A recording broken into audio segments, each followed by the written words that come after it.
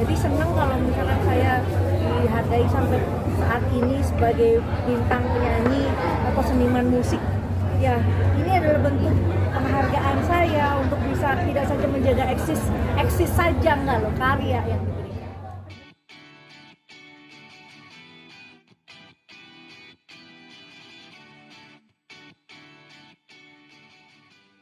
Kalau Mencintaimu itu posisinya kan setelah album Menghitung Hari. Jadi sudah lebih banyak pengalaman, sudah lebih banyak jam terbang. Lalu penyanyi dimanapun pasti akan jauh lebih confidence kalau dia punya lagu sendiri gitu ya. Kalau dulu nyanyi dimanapun sampai maunya tuh nyanyi jadi penyanyi pertama karena takut lagu jagoannya dinyanyikan oleh penyanyi lain. Nah, jadi saya jadi jauh lebih percaya diri ketika tanggung jawab dan moralnya seorang penyanyi itu adalah bukan saja melalui konser tapi juga dengan lagu-lagu yang bisa dia bawakan, dia explore seluas-luasnya. Tanggung jawab penyanyi juga harus bisa mengindahkan sebuah lagu dengan ibaratnya ya memang nggak ada caranya untuk nyanyi lebih komersil, tapi pasti dia punya teknik menyanyi sehingga lagu itu bisa disinglong sama pendengarnya, sama fansnya gitu. Jadi perjalanan karir yang begitu panjang ini udah memberikan itulah cinta tanpa batas lah, makanya lagu Mencintaimu ini sebagai bentuk ucapan terima kasih saya kepada semua pendengar musik di mana pun. Melalui kalian memang berapa sih penyanyi dan seperti apa milik kaliannya sendiri? Kalau lika-likunya ya ibaratnya setiap saya melahirkan anak punya cerita ya, punya episode tersendiri gitu. Sama ketika kita melahirkan lagu sampai hari ini pun itu deg-degannya, semangatnya itu sama kayak saya penyanyi baru seperti dulu. Karena ketika kita promosi kan sama, yang ditanya dari awal lagi, bercerita lagi dari awal. Nah itu story-nya, itu magnetnya jadi penyanyi karena akan ditanya dari ulang proses dan lain-lainnya. Jadi itu yang bikin kita jadi mungkin lebih menghargai sebuah proses, sebuah perjalanan panjang itu pasti harus melalui sebuah etos kerja yang baik, lalu tidak menjadi orang yang lebih hebat dari orang lain, karena pasti kita akan memulai semuanya dari bawah lagi. Untuk berpromosi kita datang ke radio, ke TV, kita berpromosi kembali. Jadi senang kalau misalkan saya dihargai sampai saat ini sebagai bintang penyanyi atau seniman musik. Ya, ini adalah bentuk penghargaan saya untuk bisa tidak saja menjaga eksis saja, enggak loh, karya yang diberikan. Ini seperti ada kesulitan ya sini saat proses merelate dan sampai pembuatan video klip? Ya kalau pembuatan video klip terus musik, Raya Musik kali ini kan saya udah diizinin sama suami saya mau pingin bikin rekaman gitu. Nah apalagi di tengah kegiatan saya yang lain gitu ya. Kenapa tadi saya bilang domestik harus selesai dulu, karena itulah semua ridhonya itu kan dari rumah kan gitu loh kan, nggak mungkin kita berkarya tapi terus tiba-tiba kita pusing mikirin anak yang belum masih ada keluhan ini itu gitu. Jadi saya pasti izin dulu ke anak-anak karena pasti ada waktu yang keambil, izin ke suami karena pasti ada nama yang harus dijaga dengan sebaik-baiknya lewat karya saya gitu. Jadi prosesnya ketika Raya Musik di sini bisa kerjasama dengan Erwin Gutawa untuk pembuatan musiknya, terus dengan Mas Rizal Mantovani untuk membuat video klipnya.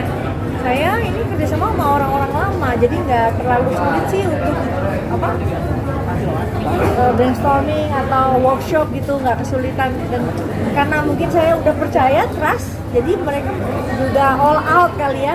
Terus saya juga bengong ketika dengerin musiknya bisa semegah itu, dan dengerin kita lihat bersama-sama video klipnya begitu indah dengan cerita bahwa ketika kita penuh dengan cinta segala sesuatunya itu bisa berhenti gitu untuk menyaksikan orang yang sedang penuh dengan cinta. Nih, punya ide tentang cinta di sini. Dari sejak kapan sih terus kan membuat video? Sejak kapan sih mulai ada ide terus lagu-lagu kan ini banyak tuh ya. Iya, apa yang cuma 3 ada tambahan lagi gak sih nanti kalau ini udah booming ini? Ya makanya kan yang namanya EP atau extended play ini ini adalah kepanjangan dari album kita, bisa-bisa juga ya, bisa-bisa juga nanti lagu-lagu lain yang mungkin diciptakan misalkan oleh Melly Goeslaw atau Cobalah Untuk Setia atau mungkin beberapa lagu yang lain yang pernah saya populerkan, bisa kemungkinan untuk bisa. Saya punya ide ini pas pandemi atau kapan? Ada ide apa? Idenya itu awal tahun lah ya, awal tahun, karena memang saya juga pasti kan izin, karena kan sekarang kan setengah kaki juga udah ngurusin rakyat dan lain-lain, itu jadi ya harus izin semuanya. Ini salah satu untuk merekrut milenial juga sih, apalagi dengan konsep video klip yang lain apa seperti apa? Oh, untuk rekrut Mas Rika? Iya, milenial sekarang maksudnya. Oh ya. Kalau kita bicara tentang digital musik, pasti kan dulu ada electronic dance musik apa segala macam. Saya udah pernah coba tuh ya di lagu sebelumnya sama Sandy Sandoro. Kita mau eksplor musik boleh, tapi untuk ngambil atau untuk menjadi lebih mudah itu udah nggak mungkin. Jadi buat saya kayak tadi ada yang tanya, mungkin lagu Mencintaimu itu disukai oleh ibu-ibu atau seumuran saya yang mungkin sekarang anak-anak mudanya ya, termasuk saya ambil contoh soal Amora tadi suka bagian bridge-nya, karena bridge-nya itu mungkin dibuat bareng Gita Gutawa contohnya. Jadi memang ada kolaborasi lah yang setidaknya nanti akan bisa mengambil secara tidak langsung anak-anak muda, karena kan sekarang udah ditaruh di digital platform yang lebih luas seperti ada Amazon Music lewat di Orchard dan juga tadi Triakom. Jadi saya juga nggak nyangka lah lagu seperti itu terus tiba-tiba hari ini bisa serentak ke semua radio, ke semua digital platform. Itu pasti karena teknologi kan, pasti anak muda juga denger lah. Mi, ada niatan buat duet bareng Amora nggak sih? Iya, nah kalau saya lagi latih dia supaya dia punya showmanship, makanya tadi dia harusnya les piano. Saya bilang udah, yang penting ikutin mami dulu supaya lihat gimana kamu engage to audience, untuk menyapa orang. Karena saya juga dulu kan nggak latihan, saya dulu dari panggung ke panggung cuma lihat almarhum Dorce, cuma lihat ini, oh caranya dia nyapa orang begitu ya. Lama-lama kan dengan jam terbang nanti dia bisa sendiri. Pertama kali nyanyi tuh yang diterima mami berapa dan sekarang akhirnya meledak dan sukses sampai sekarang. Ya kalau ini ada cerita yang lama. Saya pertama kali nyanyi rekaman saya dibayarnya 15.000, 25.000 di Pasar Baru. Itu tahun 84. Nah, gitu. Terus nyanyi juga ya dulu kan bertahap, 2 juta gitu kan, memang semua rate. Jadi dulu itu kalau ada yang booming lagunya, terus dia bisa suka-suka aja naikin tanpa ada